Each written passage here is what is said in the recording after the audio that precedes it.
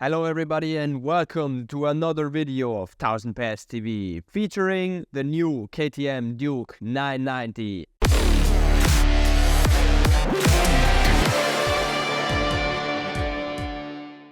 Here it is in front of me. Damn if I was shocked when I first saw it. In this video I will tell you everything you need to know, so stay tuned. Anyone who thought the old Duke was radical in its design has not yet seen the new Duke 990, which is without a doubt a very radical bike in its design, but not only. I am at Kiska's and today I have the honor of seeing the new Duke 990 live. Christoph will be my first interviewee, then I will talk with an engineer, and then I will briefly talk to a test rider who had the honor of testing this bike out in various occasions. But let's start off with Christoph. KTM has never made subtle or invisible bikes. The 890 was a very radical bike already, but this one is even more so. They reused almost no elements from the 890. The 990 wants to be a much more grown-up bike than the 790 or the 890 is, and the headlight wants to emphasize exactly that. And it succeeds very well, in my opinion. But there is another novelty that you don't yet see: the indicators and the rear light. They haven't been homologated yet, but they're working on it. Why this novelty, you may ask? For two reasons. First, to reduce the weight of the bike, and second, for aesthetic reasons. Christoph, talking about aesthetics, please excuse my questions, but there are many people claiming that this bike, or rather the front headlight, is as ugly as can be. Now, what do you say about it, being the father of this bike?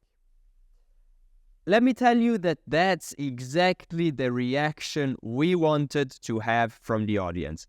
Here at KTM, we don't make bikes for everybody, so I'm glad we succeeded. Yeah, you really did succeed. Thank you for giving me the opportunity to come and see it. Forgive me the question, but how long did it take you to make this bike, to draw this bike? From the first draft to the first model? We took about 6 months. Then we spoke a lot with the engineers, and so I would say in total we took a year. Speaking of engineers, I would now ask for an interview with the technical father of this bike. Looking at it, my first concern is that the bike weighs, 10 kilos more. But that is not the case. The bike actually weighs 179 kilos. As far as aesthetics are concerned, the 990 is meant to be more reminiscent of the Super Duke than the 890 Duke. And they wanted it to no longer be mistaken for a 390, as was the case with the 890, at least up to a certain point. In fact, I would say that this one does not make me think of a 390 at all. I don't think there are any similarities. Let's talk about the technical data though. Here you go. So we have a 14.5 liter fuel tank. We have 123 horsepower at 9,500 RPM. We have 103 Newton meters at 6,750 RPM. 947 cc of displacement, and a suspension travel both in the front and in the rear of 140 millimeters. On the 890 GP, you could only set the spring preload. On this one, however, you can also set the compression and the rebound. So now you have 5 different settings on both the fork and the shock, so you can customize the bike the way you want. You can set it up for you, that's what I want to say. They also managed to save a kilo in weight because of the brake discs. A smarter use of steel plate made that possible.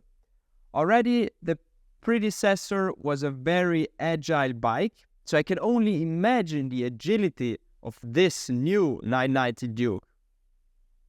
Now, we do see that the front wheel is that of the Super Duke. They took the same. The rear one is inspired by the Super Duke's one, however, it was adapted to its double swing arm.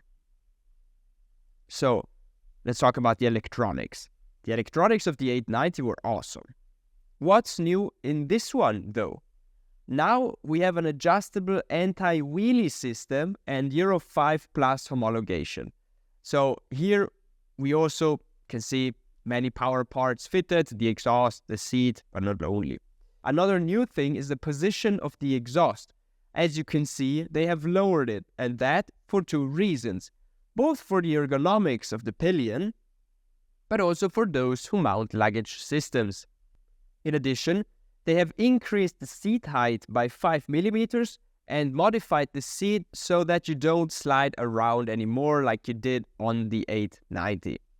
We also have a new 5-inch TFT screen that tells us the maximum lean angle we reach today or the current lean angle. So that is called a telemetric screen, and it works because of a 6-dimensional system that was used. All right, great. Let's also do a short interview with Hannes, the test rider. Hey Hannes, how much difference is there between the 890 and the 990? You can immediately see the difference in the ergonomics. The tank is much wider, you have a much better knee position, a knee angle. You can see that they have put in a lot of effort into creating a more ergonomic seat. The new bike is definitely much wider than the more slim 890. Feel more connected to it, and it feels like a much more grown-up bike. Now tell me about the difference of this bike on the track and on the road. In your opinion, when riding on the street, I don't know, on a twisty road or whatever, will I be slower on the 990 than on the Super Duke, or do you say that the 990 is better or just enough? In my opinion, it is not slower. In fact, it is way less stressful to ride the 990, given the insane power of the Super Duke, which is unusable on the street. 120 horsepower is enough, because there is as much torque as you want. Seriously, very often coming out of turns, you will activate the traction control and you will see that you don't really need much more. So from an electronic point of view, it has everything. Now, I personally can't wait to try it. Thank you very much. And thanks also to you guys for watching the video. Let me know what you think of the Duke 990 with its radical aesthetics. And given the 30th anniversary of the Duke family, you will find parts on the 990 which are in the original color of the first Duke. So that's a fun fact. Tell me in the comments down below if, in your opinion, KTM did well with the 990 or if the 890 was already too much for you. Thank you very much and see you in the next one. Bye.